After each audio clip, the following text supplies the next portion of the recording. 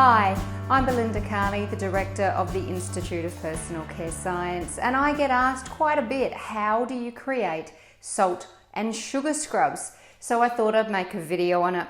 Now in this video, I'm not going to show you just how to make one type, I'm going to show you how to make 3 different types of salt or sugar scrubs.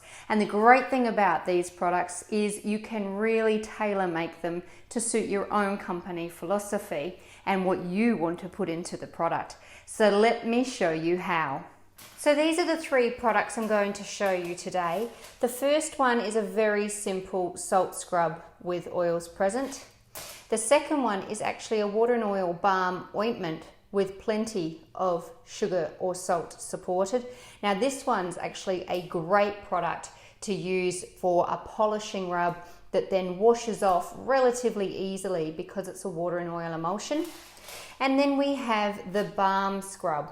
Now this is a balm that sets with a nice smooth surface but has plenty of scrubby particles inside. I'll show you this first product first, which is as simple as having some pre-measured salt or sugar and a pre-mixed oil blend and then adding it in. Now you can get full formulation and method details for free just by emailing us. And of course this particular process is made a lot easier when you're working with a bigger jar and a bigger product.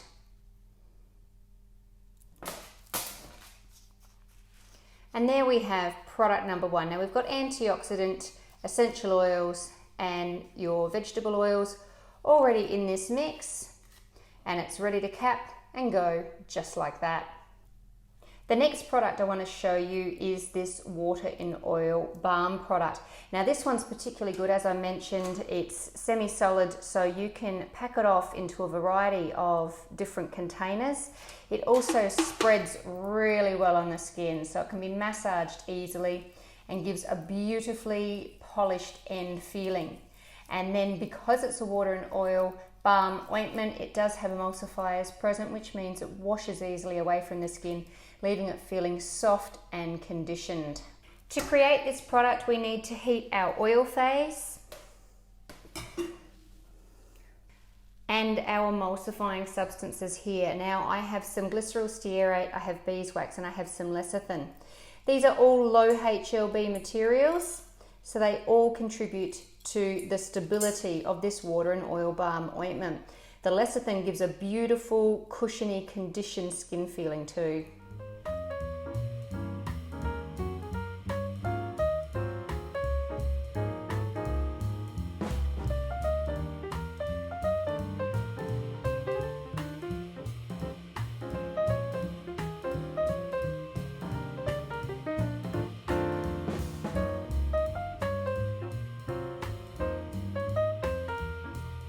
And then we form our emulsion.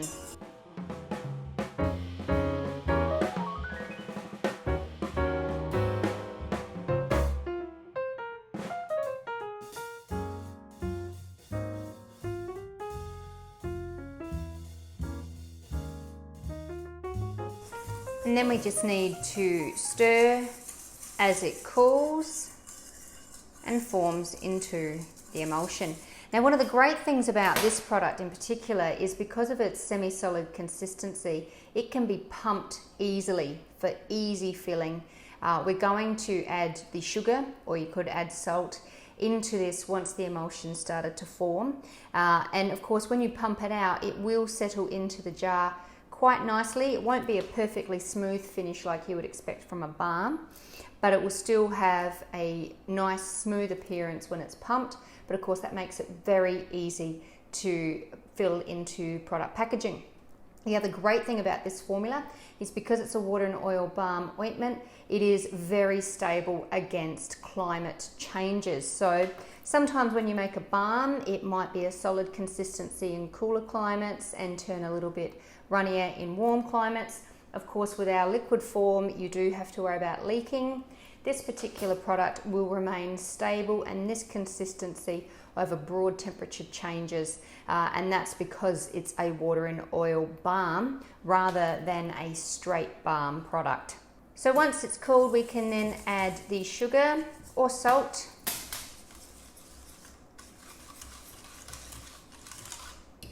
along with the essential oil and antioxidant. Again, this doesn't need to be a hot fill product, but you should wait until the next day to pack it off and give it a stir before packing, and that way you'll make sure you get a nice homogeneous mix of the scrubby particles with the balm ointment.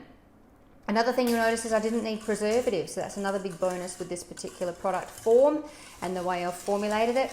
We don't need to add extra preservative. So this will set fully into this beautiful semi-solid consistency by tomorrow. A little runny on the day you make it, but it will set properly by the next day, but still very easy to pour off using a piston filler or other filling equipment. And finally, how to create a scrubby balm with a nice smooth finish to it. Well, we start with our scrubby particles, so in this case I have sugar in there, and we have our balm mix already heated and ready to pour off. So the formula for this, again, you can get this from us just by emailing us, and while it's still molten, we simply pour it into the jar. Now you do need to stir this through rather quickly because you don't want it to set into its balm consistency until it's all mixed through.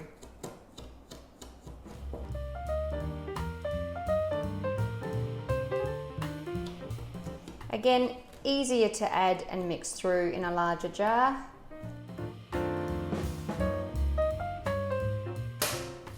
So that is how simple it is to create a scrubby balm. And it will of course set with a nice smooth finish to it and be that balm consistency with the scrubby particles evenly suspended throughout.